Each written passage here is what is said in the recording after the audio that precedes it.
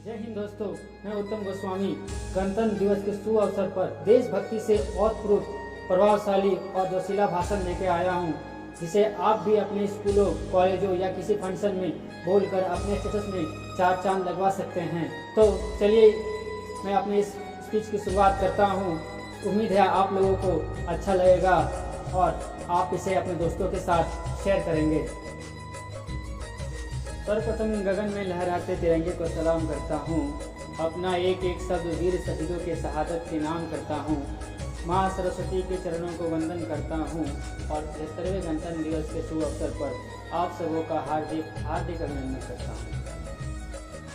परम सम्मानीय अतिथिगण, सभा में उपस्थित सभी गणमान्य नागरिकगण, मातृशक्ति, नारी शक्ति और मेरे सभी भाई और बहनों, आप सबों को गणतंत्र दिवस की ढेर सारी बधाइयाँ देते हुए मैं आप सबों का आभार प्रकट करता हूँ, जो आप लोगों ने इस पावन राष्ट्र पर्व के शुभ अवसर पर यहाँ एकत्रित हो एक लघु भारत का परिचय दिया है।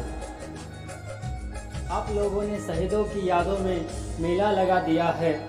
वंदे मातरम के उल्लासों से पूरा आसमान गुंजा दिया है। आपसी भेदभाव भुलाकर इस प्रांगण में एकत्रित हो आप लोगों ने इस प्रांगण को पूरा हिंदुस्तान बना दिया है, हिंदुस्तान बना दिया। मैं देश प्रेम व राष्ट्र निर्माण के उपलक्ष्य पर अपने विचारों को आप सबों के समक्ष साझा करना चाहता हूँ। मुझे यह बताते हुए बहुत ही प्रसन्नता हो रही है कि आज पूरा देश 73वां गणतंत्र दिवस का राष्ट्र पर्व मना रहा है। 26 जनवरी आज के दिन देश के प्रथम नागरिक, भारत के महामहिम राष्ट्रपति देश के राजधानी स्थित राजपथ मार्ग इंडिया गेट पर झंडा फहराते हैं। तत्पश्चात पूरे देश में झंडा फहराया जाता है। आप सभी गणतंत्र का अर्थ तो जानते ही होंगे, जिसकी खुशी में यह समारोह का आयोजन किया जा रहा है। तो चलिए आज मैं संक्षेप में गणतंत्र शब्द का बखान आपके बीच करता हूँ।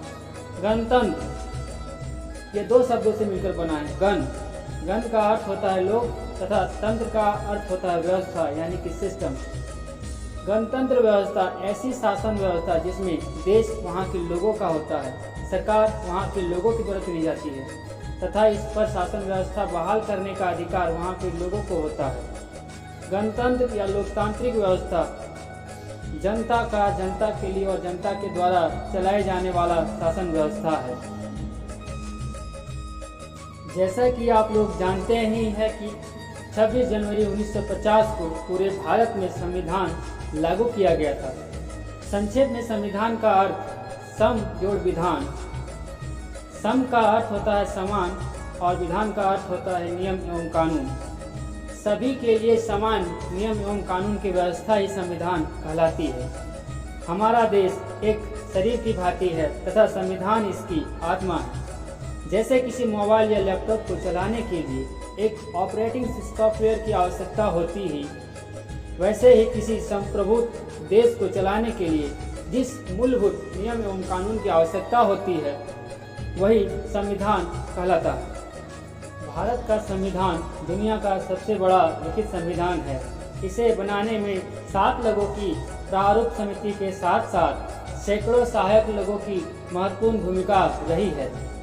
इसी प्रारूप कमेटी की अध्यक्षता बाबा साहब डॉक्टर भीमराव अंबेडकर ने की है, जिन्होंने 64 देशों के आदर्शों को एकत्रित किया।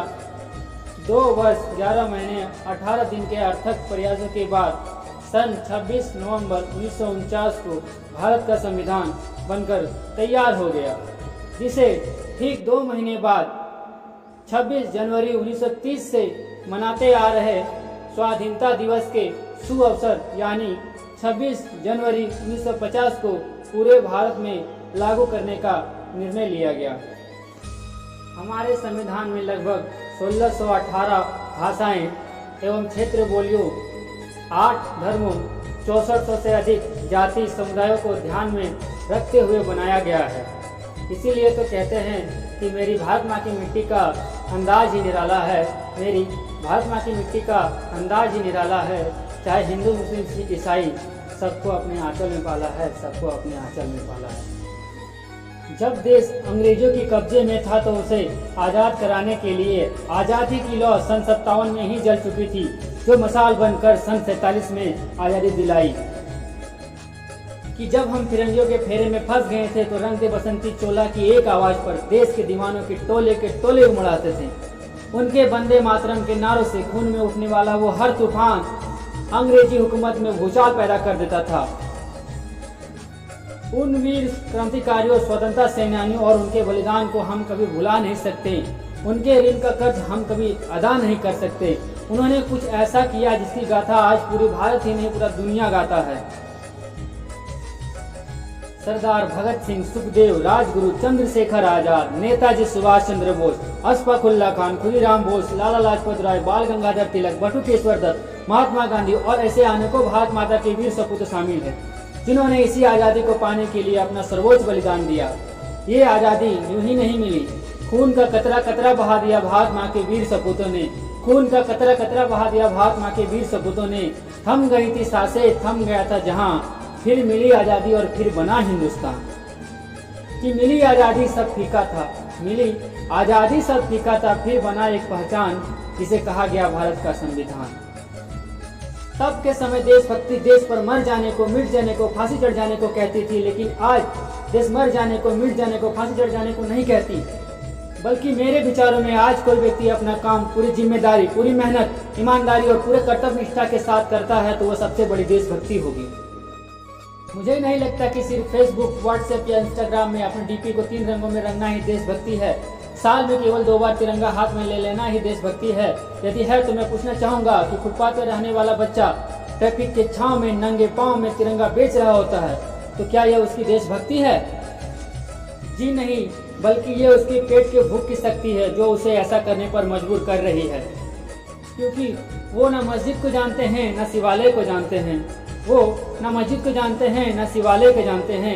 ये पेट के भूखे हैं जनाब, केवल भोजन के निवाले को जानते हैं, केवल भोजन के निवाले को जानते हैं। आखिर क्या है ये देशभक्ति? ये देशभक्ति अपने परिवार, अपने समाज, अपने देश के प्रति समर्पण का भाव है देशभक्ति। हर देशद्रोही के जीवन में उठने वाला तूफान है देशभक्ति, ताकि हर देशद्रोही ये समझ सके कि अगर तू परिंदा है तो ये आसमान तेरा है, अगर तू परिंदा है तो ये आसमान तेरा है, अगर तू दरिंदा है तो ये शमशान तेरा है। भाईचारे से रहना है तो रह इस जमी पे, वरना ये कब्र भी तेरी है और ये कब्रिस्तान तेरा है, यही कब्रिस्तान तेरा है। आज के दौर में हम युवा पीढ़ी, जिसकी यह जिम्मेदारी है कि अपने देश को, अपने राष्ट्र के आशाओं को बांधे रखने की, इस देश का यह काम नहीं कि वह हमें आगे ले जाएं, बल्कि हमारा यह दायित्व है कि हम इस देश को आगे बढ़ाएं, हम इस देश को आगे बढ़ाएं। मैं सैल्यूट करना चाहूँगा सरहद पर देश की रक्षा में तत्पर रहने वाले वीर फौजियों को, वर्तमान वैश्विक विपत्ति का डटकर सामना कर रहे मेडिकल कर्मचारियों को, डॉक्टरों को, नर्सों को तथा प्रशासनिक व्यवस्था को बनाए रखने वाले सुरक्षा कर्मचारियों को, पुलिस अधिकारियों को, सभी को तहे दिल से आभार व्यक्त करता हूँ तथा उन्हें धन्यवाद देता हूँ। साथ ही साथ आप सबों का भी आभार व्यक्त करता हूँ जो आप लोगों ने मुझे अपने विचार व्यक्त करने का सुनहरा अवसर प्रदान किया।